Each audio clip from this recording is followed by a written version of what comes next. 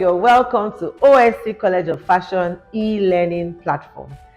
Here we teach you step by step, easy to understand pattern making, sewing, even how to run a fashion or garment factory business. Come along with me as I go into teaching you how to do a panel skirt. We will be covering how to do a panel skirt. See you in class. So now we're going to do a panel skirt. Always remember, you never cut your block. I have transferred my block to my working pattern and I'm still using medium. You could use any size that you want, but the principles still remain the same. So here is the front. Using my 2 dart points. Fast ways to quickly do pattern making is the goal of this class. I'm going to use the blue marker. You should be using a pencil so that you see it. Use your straight ruler and just draw the line from your dart down. Bring the ruler here also and do same thing. Just follow the line. Alright, so you draw the line like I've done on the 2 sides. You would do the same for the back. The panel, in this case, we want the panel to also be at the back. So just panel it down. Your back has 2 sides, left and right. Do the same thing. Make sure that when you are transferring from your block to your working pattern, you copied out everything that you need. So your pattern will look like this at this stage. Now you are going to put in your balance marks or your notch marks so that when you cut them, those parts must meet. They must align. By the time we separate these panels, you would get confused sometime what part is what part. I even go a step further to label where it's up and where it's down. I have seen a lot of new students turn the clothes upside down. So I come here on this line here, I say here is down. It is the down, the lower part of this upper section. If you are cutting here, but because we're only doing this panel, you can number them as 1 and 2 for the back. So put the back. Here is also 1 and 2. Back. Back. You can even do left side, right side if you want. This is the left side. So left. Here is the right. Same thing. This is for the right side. So it is back, right side, right side. Here is left side, left side. If you understand what I mean, when it's at the back of this person, this goes to the left side while this goes to the right side. This way you would not get confused when you cut your pattern. Then the front also, you would do the same thing. This is the CF, meaning center front. Okay, your front is going to end up being 3 panels. So the middle is your 1 if you want. This is my 1. Here is my 2. And here is my 3. To ensure you are not confused while stitching or while cutting, label them to the best of your knowledge. What can guide you or guide the cutter so that they don't make any mistake. You can write this in any language. It doesn't have to always be in English. If the cutter or those who are going to interpret the pattern speak Yoruba, Igbo, or Hausa, Ibibio, whatever language, Pidgin, French, please make sure that it is what they would understand that is written on it. So for the front, here now is going to end up being like this on the pattern. It's going to end up being like this on the person. So here is their left side. So this is left. This is center. And this is right. When you have this, you will not mix up the patterns when you are sewing. As you become an expert, you would not need all this. You just need to still show your balance marks though, and you move on from there. Now we're going to cut. Let's cut the back first. You will cut on the line, the panel line. Make sure it's exactly on it.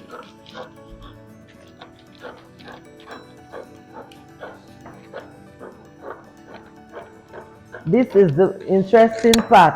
You are going to cut out the darts. So follow this shape. See? You come here and cut out these darts.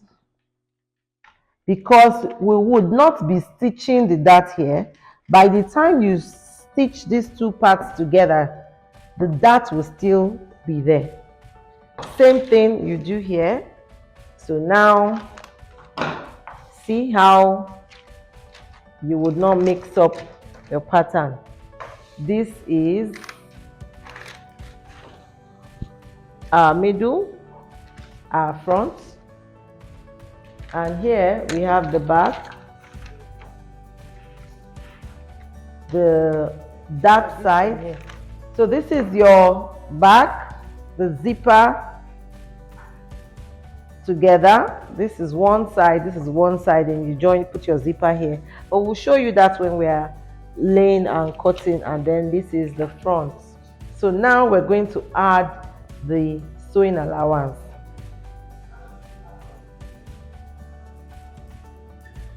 Having all your pieces of paper, always have them near you, where don't throw away all your cutouts, so that you are able to use them for sewing allowance.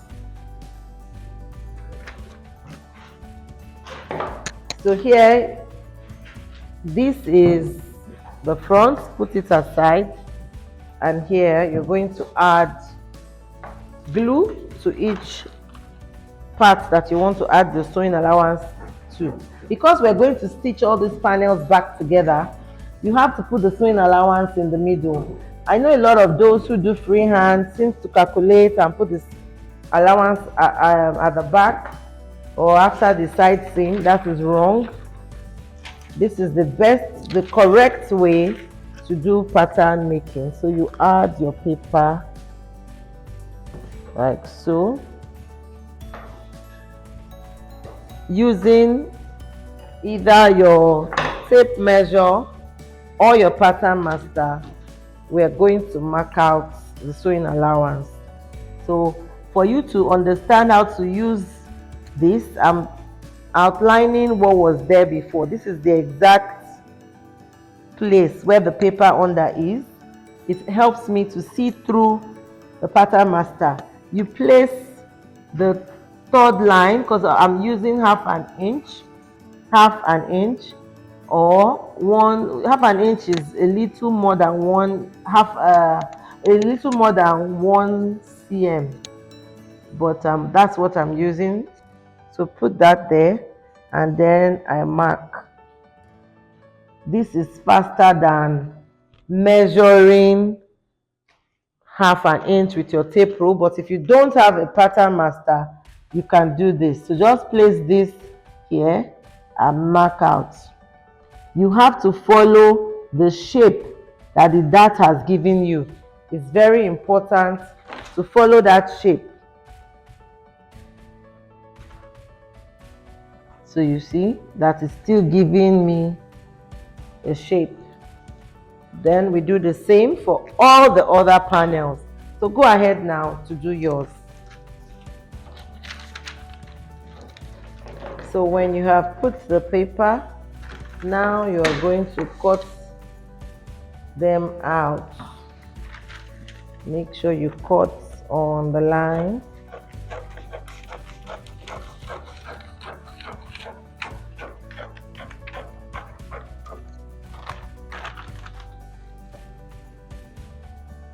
Cut off any excess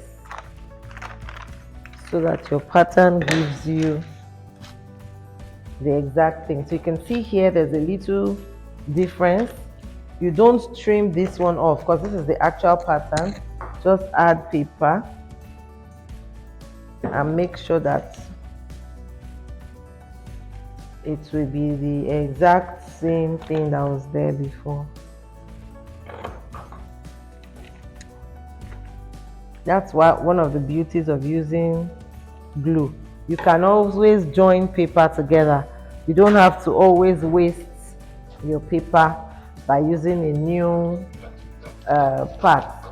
The paper glue will still make it neat. So we cut out all the panels. This has also same. Just attach it's like adding a little bandage or plaster.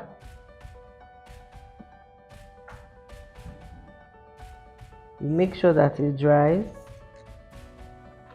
and then you cut.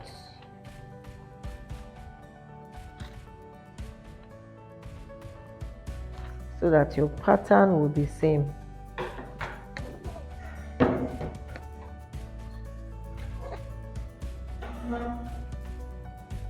So I have this.